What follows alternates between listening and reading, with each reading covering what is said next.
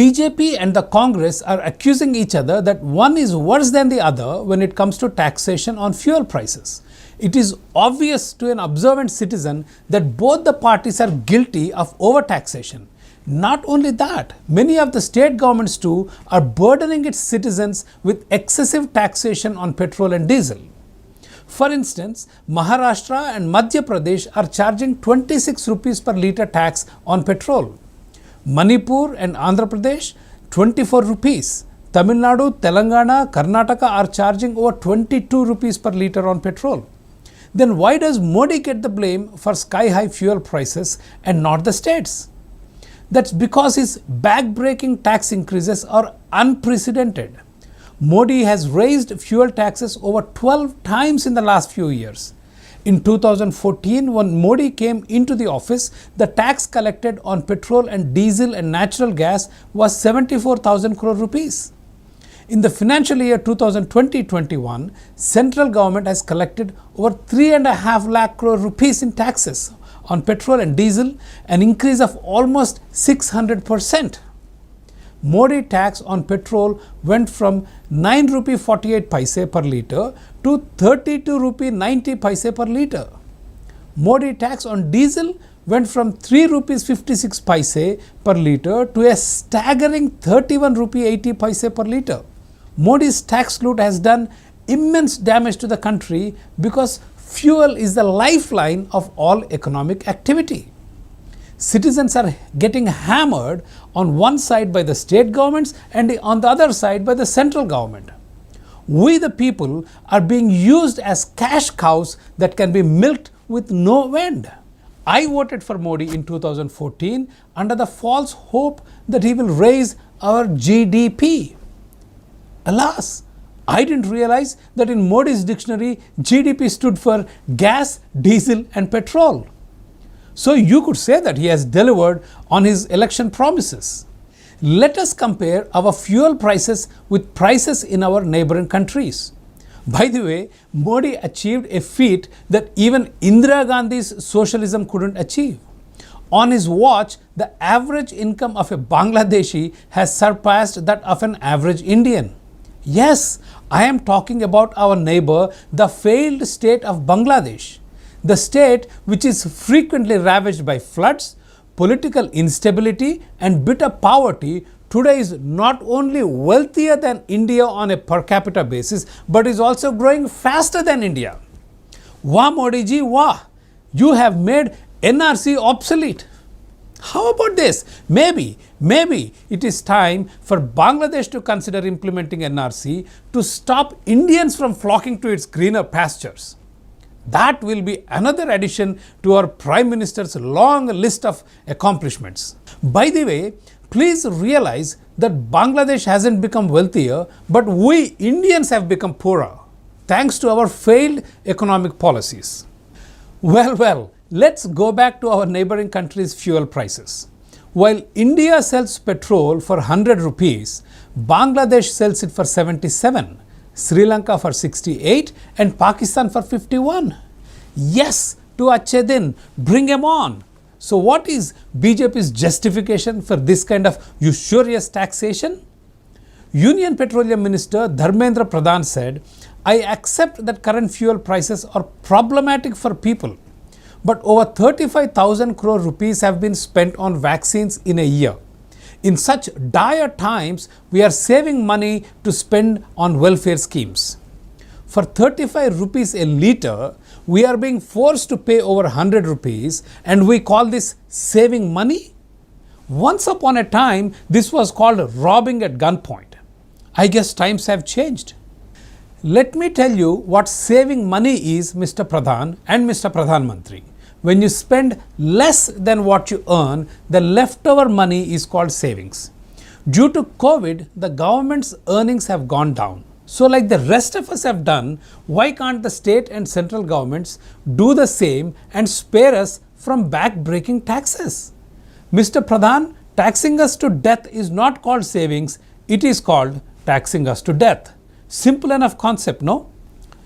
But for our Pradhan Mantri, who is fascinated where 2AB comes from in A plus B whole square, this might be a bit challenging arithmetic. अगर मान लीजिए हम mathematic में A square plus B square करें तो result क्या आता है? लेकिन मान लीजिए A plus B into square into bracket square करे A plus B into bracket square करे तो रिजल्ट आता है A square plus 2ab plus B square. ये एक्स्ट्रा 2ab मिलता है कि नहीं मिलता है? एक्स्ट्रा 2ab कहां से आया? तो भारत और कनाडा जब मिलता है तो एक्स्ट्रा 2ab निकलता है। Man, oh man, Modi should fire his speechwriter. He didn't say this a plus b whole square in some backward district of UP. He said this in Toronto, of all the places. All right, enough fun. Let's circle back to our whining topic of the day.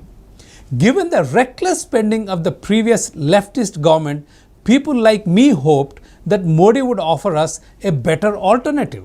Sadly, our hopes were dashed. From 2007 to 2013, in the last 7 years of UPA rule, the union government expenditure went from 6.8 lakh crore rupees to 15.6 lakh crore rupees.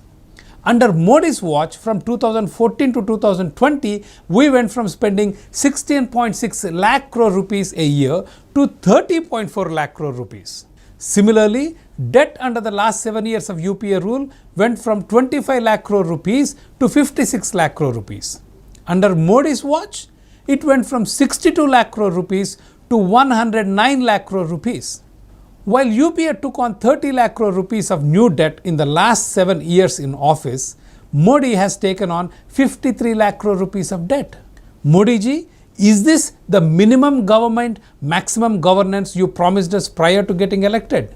Minister Pradhan, defending steep increase in fuel prices, said, Prime Minister Narendra Modi approved 1 lakh crore rupees under the Pradhan Mantri Garib Kalyan Yojana scheme to give free food grain to the poor for 8 months. The minimum support price was hiked recently, and all this is happening in the current year, end quote. I respectfully disagree with the minister. The bitter reality is vast sums of tax money is spent on unproductive government employees, leaving little for welfare schemes. According to the Department of Personnel and Training, India spends 8.15% of GDP on state and central government employee salaries and pensions. Let us try to understand this number. Out of 100 Indians, 8 of us work just to pay government employee salaries. However, these 100 will include children, women and seniors who do not work. Government census say only about 40% of Indians are in the workforce, which means out of 40 workers, 8 workers just work to pay government employee salaries.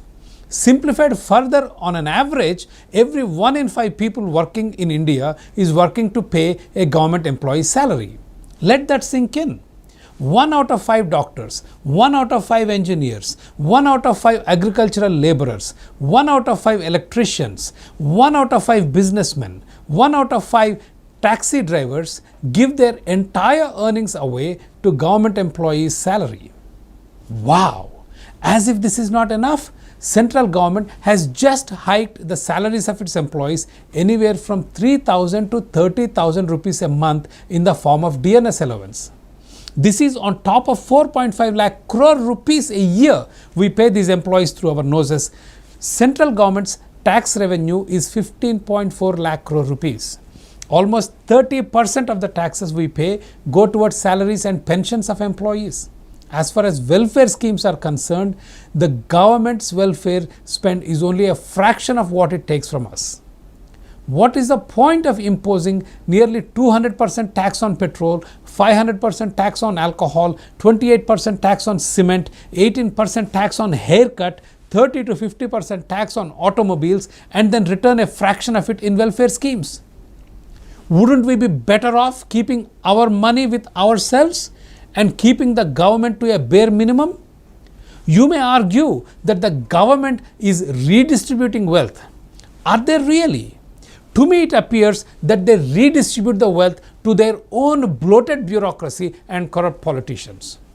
So far, I have only talked about the official monies going to the government. How about all the unofficial money channeled to government babus and politicians through kickbacks? Where is the note for vote money coming from, which I heard now is almost 2,000 rupees per vote? If those are accounted for, maybe every 1 in 4 Indian wage earners are working to fill the fat tummies of the government babus and corrupt politicians. Income redistribution is a bogus bogey used by the government to enrich its bloated bureaucracy and corrupt politicians. How is usurious taxation on petrol, alcohol, automobiles, cement, iron, toothpaste and bath soap income redistribution? The only way India can become a prosperous country is by lowering taxes, reducing regulations and running a small but effective government. This is what people like me expected from Modi's right-wing minimum government, maximum governance election promise. Instead, Modi delivered a Congress on steroids government.